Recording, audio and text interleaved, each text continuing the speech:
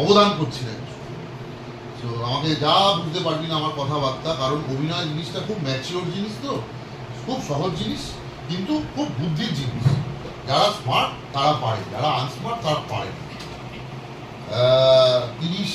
কলকাতায় প্রত্যেক দিন, কলকাতায় শুধু কলকাতার কথা বলছি আমি তোদের, কলকাতায় প্রত্যেক দিন কত লোক অভিনয় করে মোটামুটি আইডিয়া আছে?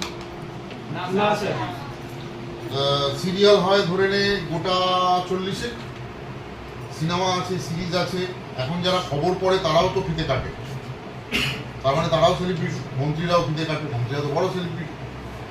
তো মোটামুটি ধরে নে 30,000 লোক এঙ্গেজ, অভিনেতা অভিনেত্রী। আমি বাকি technician, light, sound, camera, edit ছেড়ে দিলাম। যারা ক্যামেরার সামনে কাজ করে, ক্যামেরার সামনে প্রত্যেকদিন 30,000 লোক দাঁড়ায়। 30,000 লোকের মধ্যে তোরা কটা নাম বলতে পারবি অভিনেতা? 200টা।